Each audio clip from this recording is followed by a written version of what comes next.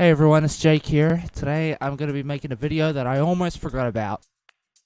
I was in the middle of recording my Silent Night cover, and I was like, am I forgetting something? So I got in the middle of saying like, I'll see you all next year, and then I was like, oh wait, hang on, no, this isn't the end yet. So, this is my top 20 songs of 2020. The year of the COVID-19. Number 20 is a song that you would not expect me to like, but I actually really enjoyed this year. It's Rain on Me by Lady Gaga featuring Ariana Grande. It's really catchy and it's a lot better than her hit last year. I was never a big fan, and still I'm not a big fan of Shallow. That song kind of got on my nerves because of how often it was played on the radio. But I have massive respect for Lady Gaga, and I quite enjoyed this song.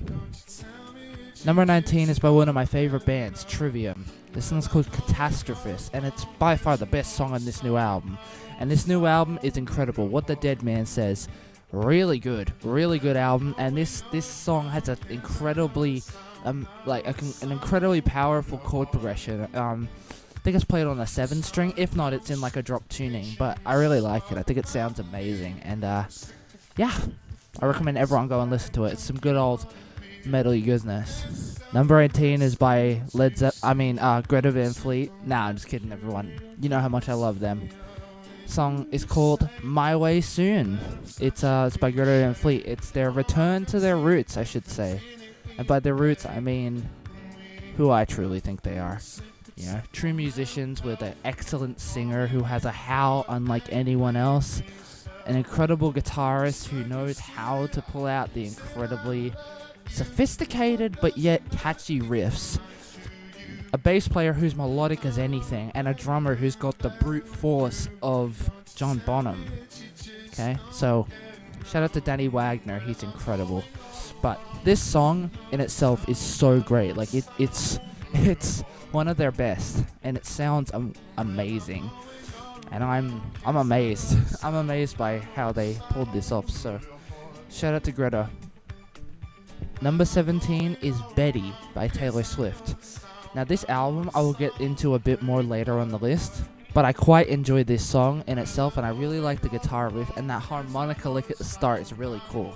There's not much to say about it other than that it is a very solid song with a very, very cool guitar riff and a very catchy chorus that is quite heart-wrenching if you ask me. There's not many songs you can tell me that have a heart-wrenching but also catchy chorus, except for maybe one later on in this list. Number 16 is Playing on My Mind by the 1975. This song pulls at your heartstrings, and I was amazed the first time I heard this new 1975 album. Everyone hated on it. I quite enjoyed it, but I don't have a lot to say about it. All I can say though is I really quite enjoyed this song, and one other song on the album made it onto this list.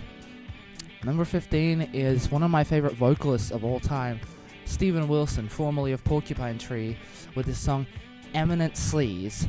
Now, this song has a really cool throwback kind of feel. It's very 80s influence, clearly, but it's also very influenced by like Pink Floyd and Led Zeppelin and a lot of bands like that. So, I just want to say shout out to SW and shout out to him. I think he's doing a great job with this new kind of blend of prog and pop and rock. You know, it's interesting because he said that he no longer is influenced by guitar. He's more influenced by piano, drums, and even synth. So I find that really cool. And you guys should follow him on TikTok. He's pretty funny on there. Number 14 is Exile by Taylor Swift featuring Justin Vernon. As a lot of you would know, I'm a big fan of Justin Vernon and his work as Bon Iver. So when I heard that he was going to be on the new Taylor Swift album, I was ecstatic because I'm a fan of early Taylor Swift, and I'm even a fan of some of her later stuff. But this new album by her was very, very, very, very cool. I quite liked its old school approach towards, well, guitar-oriented tracks. I wasn't a big fan of the new one that came out a few weeks ago. Sorry. But I quite enjoyed this song, and, you know, I feel like it's a song most of us can relate to. You know, most people my age can be able to relate to this song. You know, I think I've seen this film before, and I didn't like the ending. It's obviously referring to a relationship that's gone bad. So, shout out to Taylor Swift and Justin Vernon. Very talented. And very great song. Number 13 is a nice, happy, catchy song that isn't actually very happy at all. It's called 3 AM. It's by Halsey.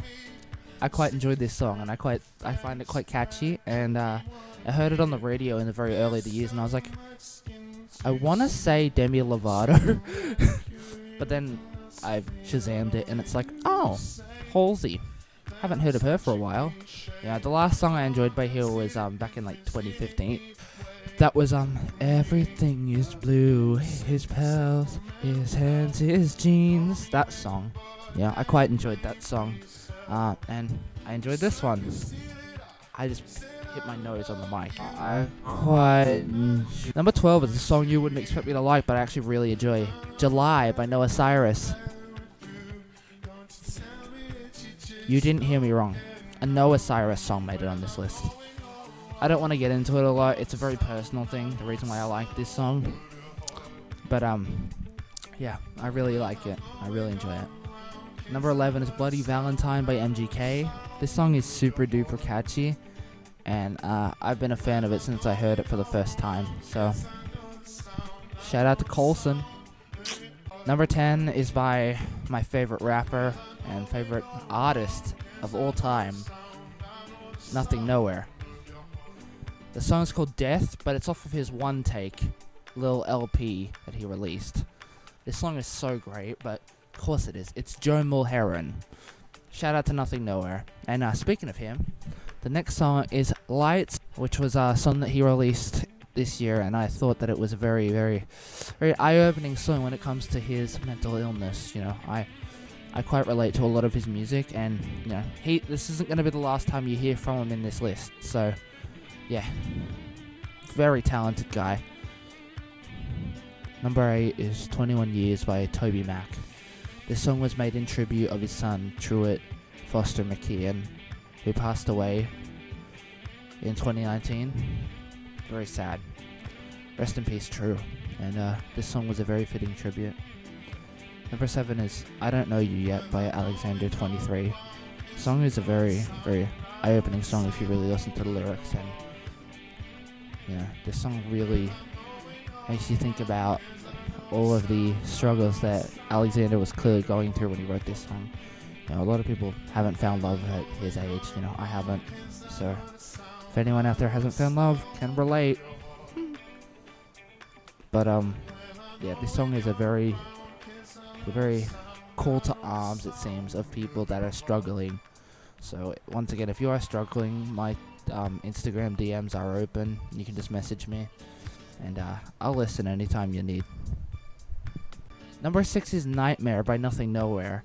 And this song came out in January this year, and all I'm going to say is, Jesus Christ, we needed something good this year. And this is what we got, so I'm happy. But yeah, I quite enjoyed this song, and I still enjoy this song quite a bit. So I recommend everyone goes and listens to this. Number 5 is You Broke Me First by Tatum McRae.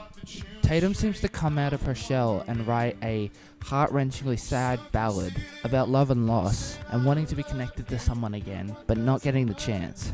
So, this song is so great, and I recommend anyone who wants to, you know, or is into that kind of music, go and have a listen. It's very good. Number 4 is my favorite song by this artist of this year, Pretend by Nothing Nowhere. This song came out a couple months ago, and it was so good. Oh my god.